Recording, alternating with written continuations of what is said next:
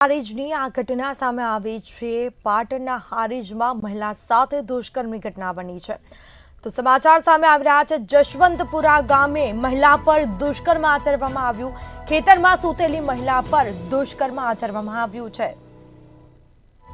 તો મહિલા પર દુષ્કર્મ આચરતા ફરિયાદ પણ દાખલ કરવામાં આવી છે।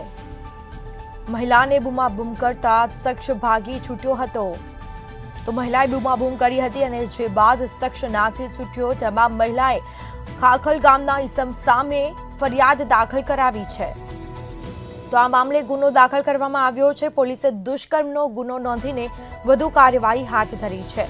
ખેતરમાં સૂતેલી મહિલા પર દુષ્કર્મ આચરવામાં આવ્યો। ખાખલ ગામના શખ્સે મોઢું દબાવી અને દુષ્કર્મ કર્યું હતું અને મહિલાને દુષ્કર્મ આચરતા તે દરમિયાન મહિલાએ તેના મોઢા પર બચકા ભર્યા હતા, જેથી મહિલાએ બૂમાબૂમ કરતા યુવક નાસી ગયો હતો। જોકે આ સમગ્ર ઘટના એવી છે કે જે મહિલા છે તે ઝૂંપડામાં સૂતી હતી તે વખતે ખાખલ ગામનો લાલાજી રણછોડજી ઠાકોર ત્યાં આગળ આવ્યો હતો અને મહિલાના મોઢા ઉપર હાથ રાખી મહિલાનું મોઢું દબાવી દીધું હતું અને તેની સાથે દુષ્કર્મ કરતા મહિલાએ લાલાજી ઠાકોરના હાથે બચકા ભર્યા હતા અને મહિલાએ બૂમાબૂમ કરી હતી। તે વખતે મહિલાનો દીકરો દોડી આવતા ત્યાંથી શખ્સ આ નાસી છૂટ્યો હતો।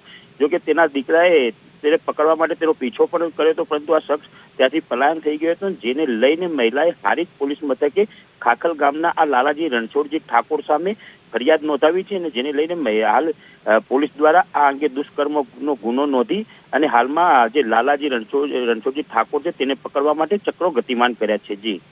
જી બિલકુલથી તમામ જાણકારી આપવા બદલ આપનો આભાર। તો ખેતરમાં સૂતેલી મહિલા પર દુષ્કર્મ આચરવામાં આવ્યું છે। આ મામલે પોલીસ ફરિયાદ કરવામાં આવી છે।